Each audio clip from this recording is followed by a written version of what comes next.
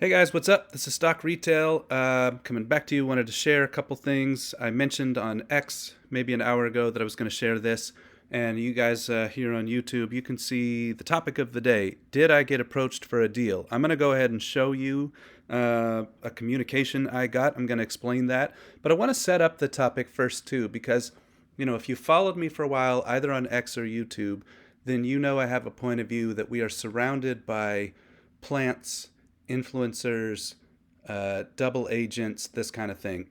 And I understand how sort of conspiratorial that sounds, but yet look at how many of these people we've outed over the last 4 years. It's a very consistent pattern. I'm going to show you just a couple examples of that. I've got a whole video on kind of influencer networks, so you can go find that. It's kind of either from March or April. And I spent quite a bit of time even showing you there's kind of a playbook online of how influencer networks work, and I kind of walk you through that. And so it's something I think, we've fought for a very long time, whether you're in AMC, GameStop, Bitcoin, and in particular, those three I kind of care about. You have certainly seen infiltrators, people who sway sentiment, people who try to spread, we call it FUD for a reason, right? Fear, uncertainty, and doubt.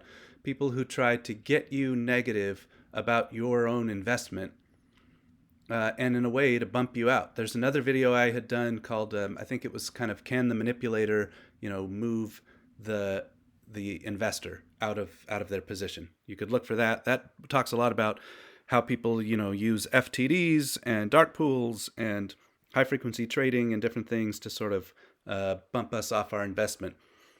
And so this is a really big deal, right? Like we are, some of us believe, against the biggest, most powerful money that's out there.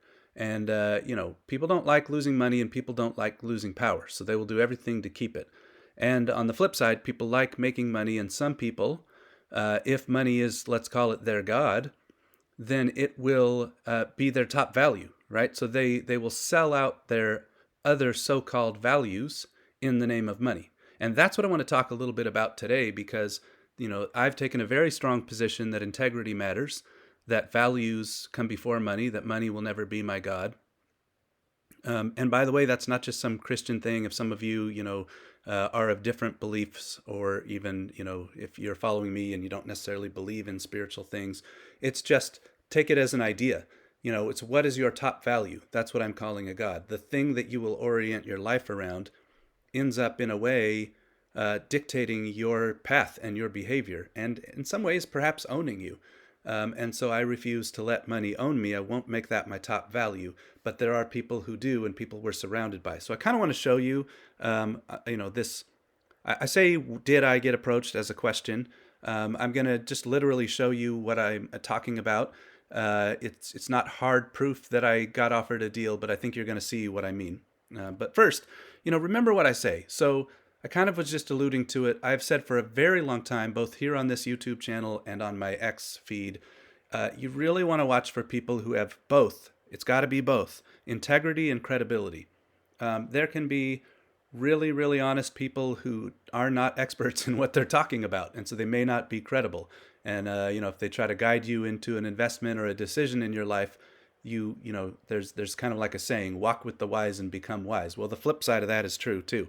Walk with fools and you kind of become a fool. So that's the credibility piece. You want to have people who are credible, whether they're honest or not. The flip side of that is someone could be very credible, know exactly what they're talking about, be a complete seasoned pro, very deep expert, but lack integrity. They could be willing to sell out. They could be willing to give you misinformation, misleading guidance.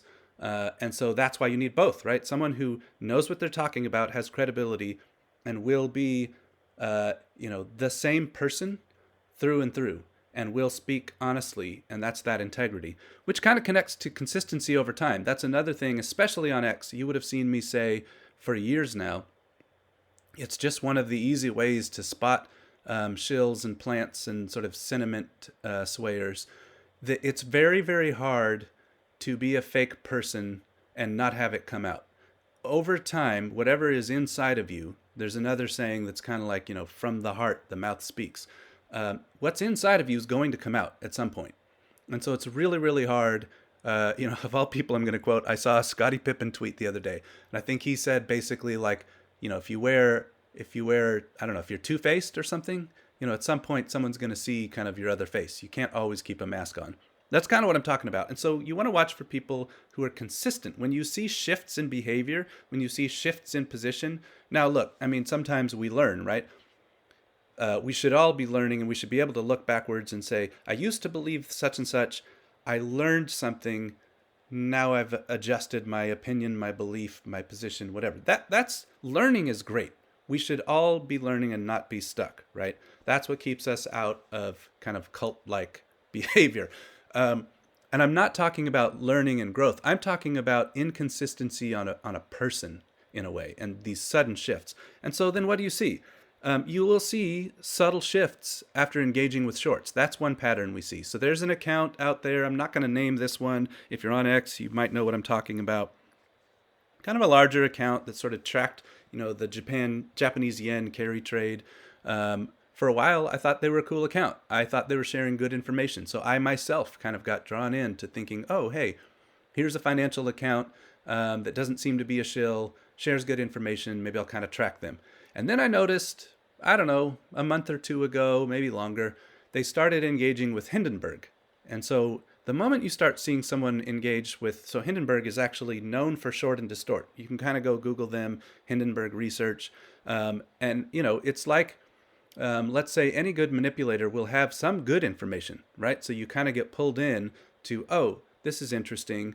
They're sharing something that makes sense, but they'll mix in then the manipulative information. And Hindenburg has a long history, of sort of being believed to be a short and distort kind of manipulator. And so this account started, engaging with Hindenburg, tagging Hindenburg, sort of, publicly speaking with them. And then the account reposted Cohodes. Many of you know Mark Cohodes, a known, very, very toxic, very aggressive, nasty short who tried very hard to beat AMC in 2021, bought off a lot of AMC accounts, and made a hit list of a bunch of us that were just an automatic, like, block these people list. I was on it before I had even heard of who he was. He already blocked me. I was on the list. Many of you were too. And so this account, now they've engaged Hindenburg, now they've engaged Mark Cohodes, and they're reposting him. So you start to connect dots, right? And then, sure enough, this morning they spread what I'm calling the F in FUD. So the fear, uncertainty, and doubt, right? There's kind of a swirl on X today. It was about GameStop, but I will say the exact same language would apply to AMC. And so it's really just a transparent effort at spreading a fear message that is from 2021, guys. It's not even a new message. DD has debunked this message. It's kind of like, hey, if there was a financial crash, if GameStop or AMC were this systemic risk, basically no one's going to have money to pay you. We have done DD, apes, as a collective have done DD to debunk that myth. And so, someone who you watch the shift, right? I'm just showing you a timeline. Starts engaging Hindenburg, starts engaging Cohodes, then spreads a message of, hey, you might not get paid. Well, that's fear, right? They're just planting this little fear message. And it all came after they started engaging with shorts. So the message here, and it's been a long-held opinion of mine, is once you see someone sort of engaging with, not so much just arguing, but even being more friendly and reposting and subtly bringing in messages from shorts, that's your cue that this person is being corrupted. It's my belief most of these shorts corrupt everything they touch. It's a real problem. It's something we've been fighting for 4 years. Some of you, if you've been around even before this movement, God bless you, you've been fighting this even longer. There is a deep, deep vein of corruption in the short culture, and I'll even call it almost industry. And so when you see someone engaging there, you can just kind of almost guess that they're going to start to themselves kind of go to the dark side in a way. And so we saw that. So that's one way you see it. But what else? Many of you will remember Matt Kors. I'm laughing because he's become a bit of a joke among the AMC community in particular, but also GameStop. And you can find this video out there. So what happened is FTX comes along, and it's that, remember I said consistency over time and this flipping. This was someone who was all about the ape army, and the ape family and AMC and GameStop, you know. Meanwhile, many of us knew this guy just smells like a shill. Sure enough, there was a sudden flip. FTX comes along. He says, you can see right here, this is a screenshot. This is his words. I've got the, subtitles on. Sign up, sign up, sign up, sign up. He pushed FTX very hard. You can see here, it's probably too small to read, but crypto cores, and here's all these things with links to FTX and things you should be doing on FTX. And he not only started pushing and shilling FTX, but this was kind of the time when now he was very aggressively attacking Adam, spewing all kinds of allegations, attacking the apes, refusing to engage on any actual factual discussion, it's that FUD thing. It's spreading the uncertainty and doubt about AMC, about the board, about its leadership, who I have shown you with math, right? Let's use facts. Let's have a fact-based discussion. I always say facts over FUD. I've shown you with hard results how this management company has led this management team has led this company to profits, has made the company more lean, has made the company even more profitable than pre-COVID. So that's the mark of a good management team. But here, FTX shows up, Coors pushes FTX, Coors suddenly shifts his personality, right? So that's that change in message, that change in personality, that lack of consistency, that lack of integrity. And in his case, actually a lack of credibility too, because nothing he said about the business is actually true. It's provably false. And then you saw everything that happened with FTX.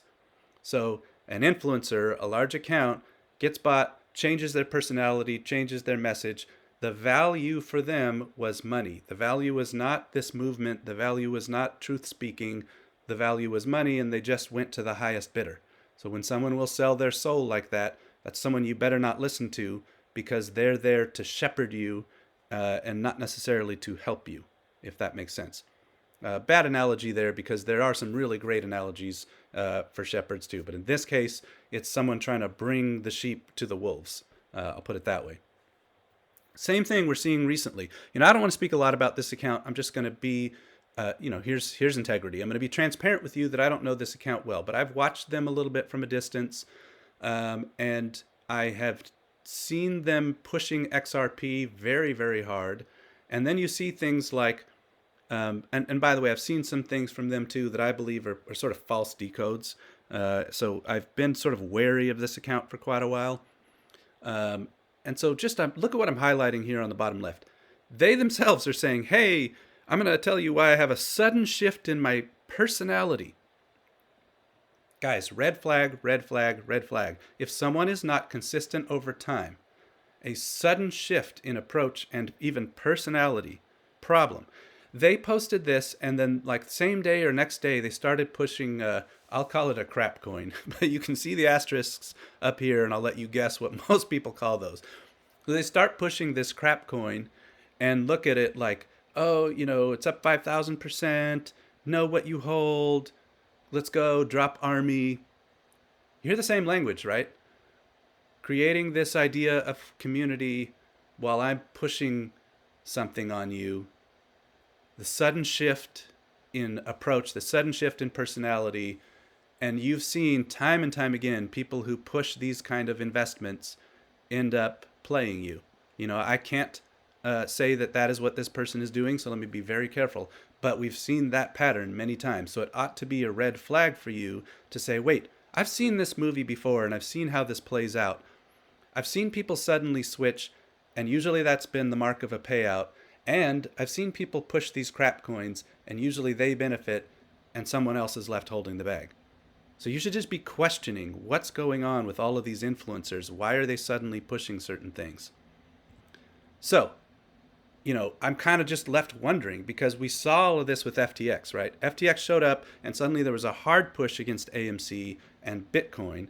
I believe the sort of, let's call it the machine, thought Sam could help take AMC and Bitcoin down. And you might remember, and I'll say GameStop too, because remember, like, you saw Caroline Ellison actually joking that she was going to sort of laugh when, maybe I won't say the word out loud so YouTube doesn't kind of flag this as kind of a violent content video, but she was joking about some really gross stuff. And you can see the word on the screen. It was It was inappropriate at the highest levels. And that shows you sort of the darkness of who these people are. It's just disgusting. But you can see then that also tells you how much they were opposed to our movements. And so also note that when FTX went down, I've got videos about this. Look at my Great Unwinding playlist. When FTX went down, AMC cost to borrow ran to 1,000% plus. It actually happened twice. First, when the FTX sort of news came out and there was the bank run, note that AMC ran in cost to borrow to the 1,000%. That was tied. I mean, it was directly, correlation doesn't prove causation. I get that, but there was an absolute correlation in that moment. Then a few months later, it had kind of settled down. People thought maybe Sam was going to get off, and then there was kind of the announcement, nope, Sam is for sure going down, and sort of FTX was then truly going bankrupt and all of that. And then AMC ran to 1,000% plus again in the cost to borrow. People were paying 10 times the cost of the share just to borrow the share. That should tell you something about what was going on and the relationship to FTX and why I'm so, laser focused on some of these things sometimes. And so I've also said, and I apologize, I'm probably going to bum some of you out. It's okay if you disagree with me on this next statement, hang in there.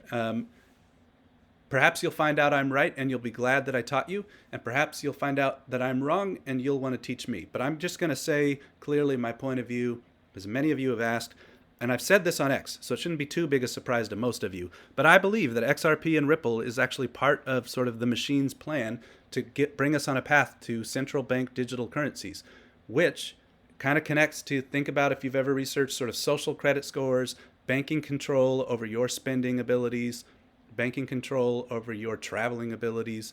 Yes, I understand these are big conspiracy theory discussions, but go research what happened in China with social credit scores and certain kinds of digital currencies. Note that Trump has come out and said he will not allow a central banking digital currency. Note that Ripple gave a lot of money to Kamala. I'm going to try to be very careful to continue to avoid politics here. So those are just facts. Those are facts I'm stating. I'm not going to get into more on politics. But I do believe XRP and Ripple are, I believe, part of a corrupt plan. And so just as FTX and kind of shorts were flipping influencers, I'm wondering, so look back, this guy's pushing, and he has been pushing, XRP and Ripple. I'm wondering if we're seeing this repeat. Now, let's finally get to me. Who approached me? Ripple. Very interesting, because I want you to see something. I want you first to see, this is my LinkedIn. You can see I've redacted a whole lot. Everything here on the left that's black, all these little black areas I'm covering up because I'm not ready to share with you who I am. And this over here is like a bunch of different messages, sort of like an email page in LinkedIn. But look at what this is. Meet the Ripple team at Money 2020. And I'm going to tell you why this is so bizarre that I got this message. This little sort of goldish LinkedIn thing just means that's kind of a official account. Just think of like, the gold star on X. This is an official account. Hello, my name is blah. I'm not going to out him. This is just some guy working for the company. He's probably trying to feed his family just like everybody else. But something came through their system to come to me. I'm reaching out from Ripple, hey, come meet us at Las Vegas. I want to talk to you. Would you be interested to connect? Best, blah, blah, from the Ripple team. Here's why that's really bizarre, guys. If you were to find me on LinkedIn and, please let's not dox me. But if some people out there know who I am and will understand that I do not have anything on my LinkedIn that would make someone from Ripple approach me. That is not my professional background. There is no connection whatsoever.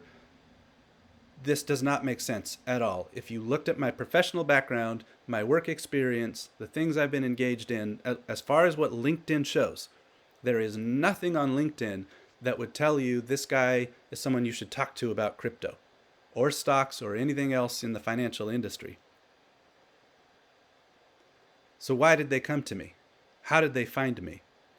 You could say this could be spam. I understand you could argue that. This could have gone to millions of people.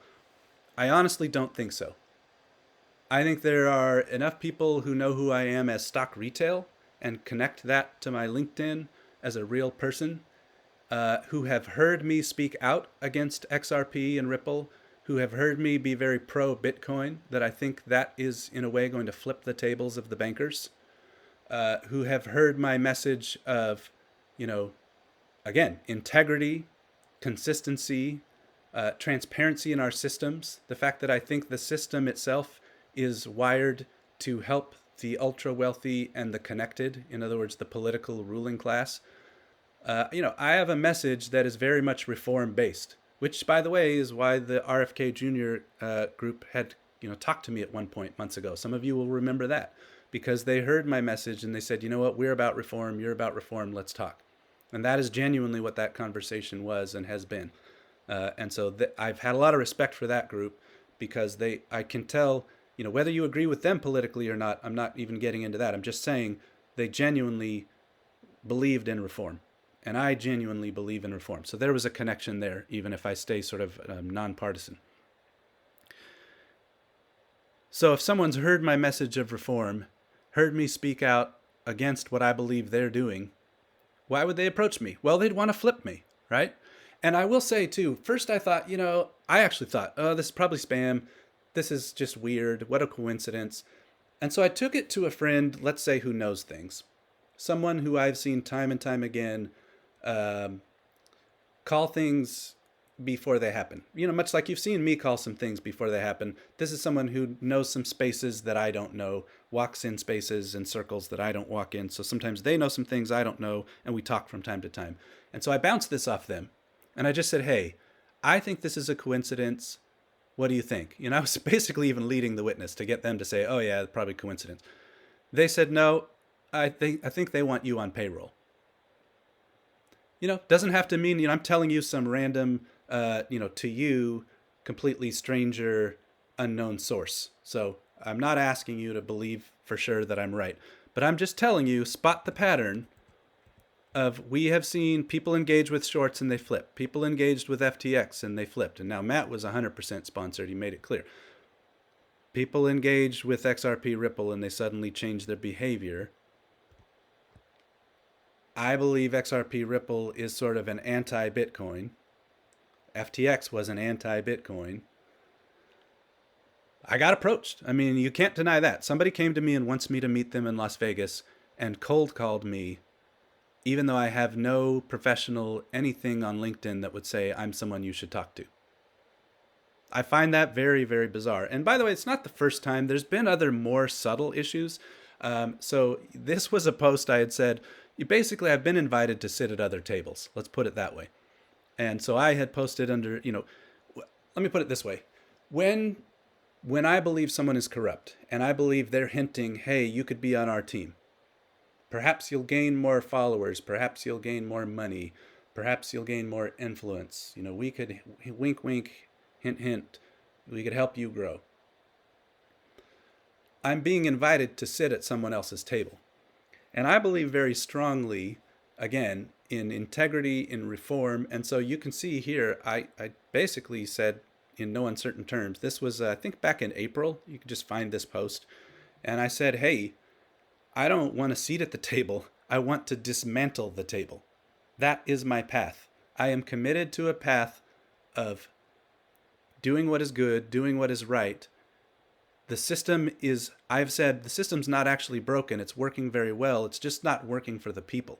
And I want to change that. I want to be part of having a system that works for the people and that is of the people as well. We need some of us in this system to rewire it so that it works with integrity, with credibility. The system itself should have integrity. The system itself should have consistency. We shouldn't have multi-tiered systems that really benefit the people in power and the people connected to them. That's wrong. And I've been calling that out. And I'm committed to this, this path. And so I'm not interested in sitting at the wrong tables. I'll say it like that. And, I'll tell you two things about me that will kind of really, cement this. One is, one time I was in high school and I was in this class and I had sat down at a table, speaking of tables, and let's call it the kind of rejected kids, a few like it was three kids. There was a small table. They sat at my table, and then there was another area over to the side of the classroom with, let's call it, the cool kids. And these so-called cool kids had actually been, I don't know, pretty rude to me most of my high school experience, because I just kind of did my own thing, much like I do now. I've got my path. I'm going to walk it. And they somehow had some kind of sympathy on me because they saw one person was actually, let's call it, mentally handicapped. Two of the others were, let's say, just so different socially and emotionally that most of the student body had kind of rejected them. And so these so-called cool kids, I think, must have thought, well, this is just too far. And so they were inviting me. Hey, come over and sit with us. And this was in front of these other people, and my heart has always been, even back in high school, not to damage the person, not to damage the spirit and the heart. And so I chose to stay at the table I was at because it was more important to me. Let's go back to these values, right? It was more important to me to not be tearing some people down, even if they weren't people I necessarily wanted to spend a lot of time with, but to not break their spirit and embarrass them and sort of, I don't know, tear them down in front of others. That was more important to me than fitting in with the cool kids. And so there's that moment when you are invited to compromise your values, when you find out whether they're really your values, because it's not a value unless you'll live your life by it. And so that's one thing you need to know about me. And I'm not just speaking to the people who support me. I'm speaking to you, Shorty. You need to know when the moment hits, I would rather be uncomfortable than to compromise my values. And I would rather lift people up than to sort of benefit while tearing someone else down. That's just the guy you ran up against. And so I want to share one more thing, and it's I stay away from religion here, but I'm going to just share this. And if you're not, let's call it of my faith, that's totally fine. Just take this as a concept. And I think if you followed me for a minute, you know that I'm very respectful of all beliefs. That's the point of the apes, right? All people equal. We've come together on a shared idea that this system is working for the corrupt and the powerful, and we need to fix that. And so I think we can still stay unified on that personally. But I want to just share this concept that drives me, and that you'll understand why I'm not going to take a deal like Ripple. I'm not even going to respond to these people, although I had some friends also who said I ought to just sort of fish a little bit and find out more about why they even contacted me. But there's this psalm in the Bible, and it says, "Blessed is the one who does not walk with the wicked." And that's what I'm saying to you guys. Like, I'm not saying I'm going to get everything right. I have certainly been wrong about a lot of things in 4 years of this journey. So it's not a pride thing, but it is saying, I am not going to walk with the wicked. And then the next line says, or stand in the way that sinners take. I'm not going to go on their path. And the next line says, or sit in the company of mockers. Right? So that's this table. I'm not going to go to that table. I want to dismantle that table. So when you get invited to compromise, do you have those values where you will stand up? And if enough of us will continue to stay strong to real values and simple values, right? Like, again, it's very simple to say the system is not broken. It's just working for a very few who are in power. And that is wrong. It should be working for everyone.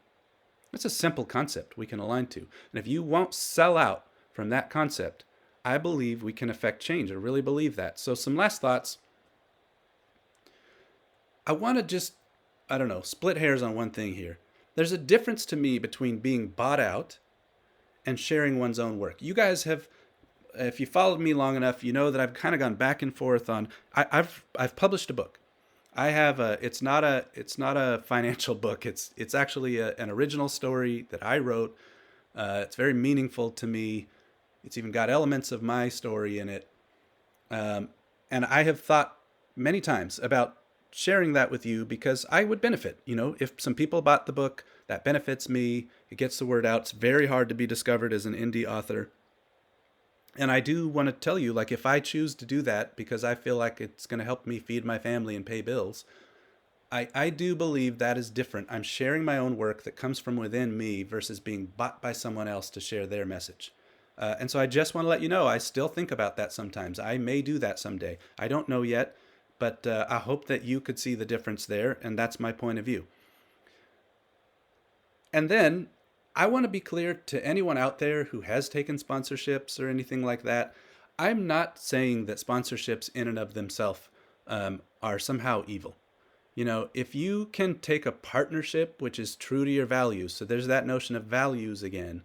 If you can take a partnership true to your values and you can speak with integrity on something, you know, then I say, in some ways, probably more power to you. You've worked hard and earned a place that someone wants to reward your work.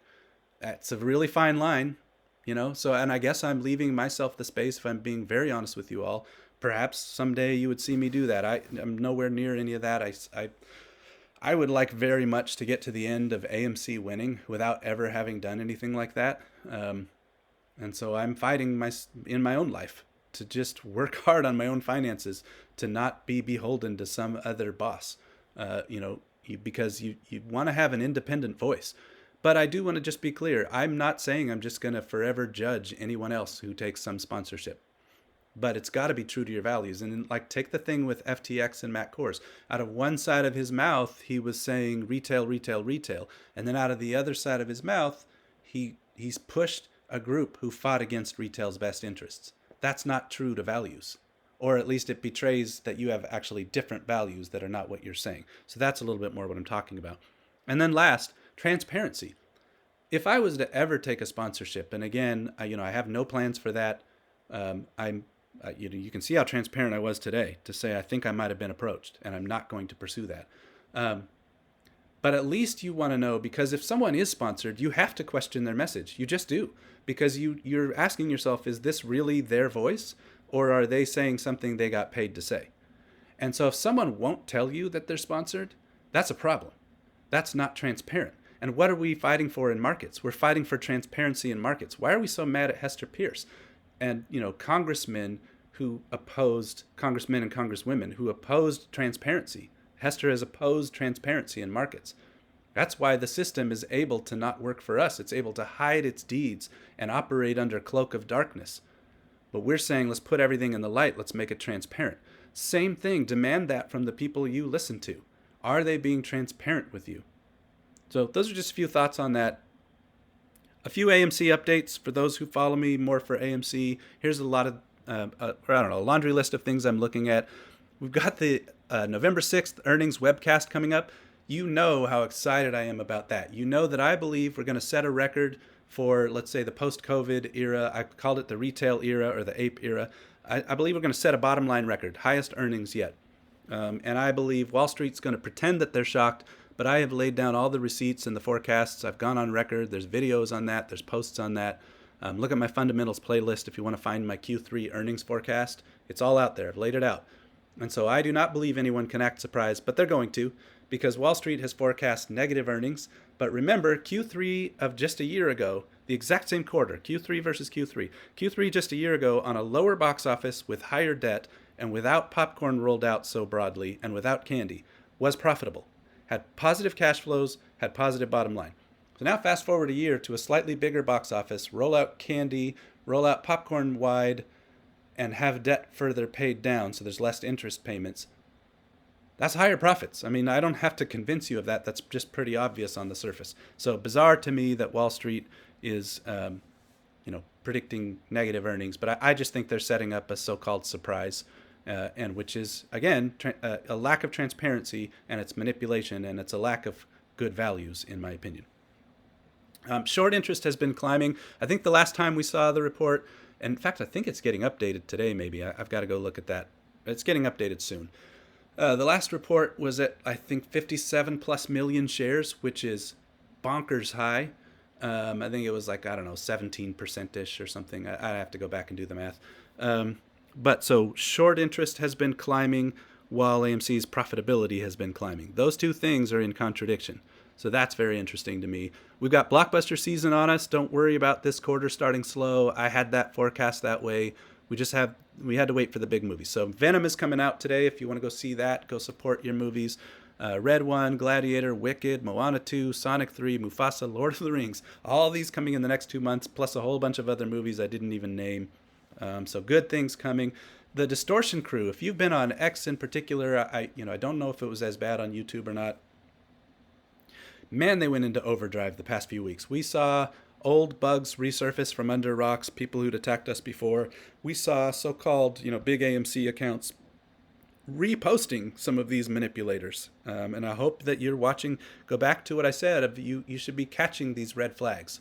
You should be noticing, wait, why is that person who I thought is pro AMC, they're reposting someone who's saying all kinds of nasty things about AMC? What's that about? You got to notice that stuff. So that's just interesting to me to see shorts, going on overdrive the last few weeks, ramping up their activities. AMC price to sales, you've heard me talk about that. Again, you can see my fundamentals playlist if you want more information on that. And the forward-looking price to earnings are just still deeply, deeply undervalued. That's just an empirical case. It's just math-based case that proves AMC is not valued at what it should be in terms of its stock price. That debt payments debt pay down, that was supposed to say. Debt pay down may loom on the horizon. So kind of the whole 566 thing, go back and Google an interview from Adam. Shoot, guys, I can't remember who the source was of who interviewed him, but it's from about a month ago where he said at 566, we'll flip a bunch of debt into equity. And I had shown you how the value add would far outpace the dilution and the stock should go up. Of course, we know how Wall Street's handling that, so that's not me promising any price action. But I'm telling you, in terms of adding value to your stock, this is a big, big, big move, and it will further accelerate profits as well. 2025 movies, are completely stacked. 2026 movies, stacked plus, I'm calling it. Bitcoin has been winning. I believe there's a big move coming in Bitcoin. Won't tell you, I can't tell you when, but I believe a big move is coming. And that, see my Great Unwinding playlist, that's related. So all good things there. A couple of decodes related to some things I said today. I see you and find your games interesting, but everything is for a reason. There are no mistakes. And in the simplest level, you guys know we will win. So let's go.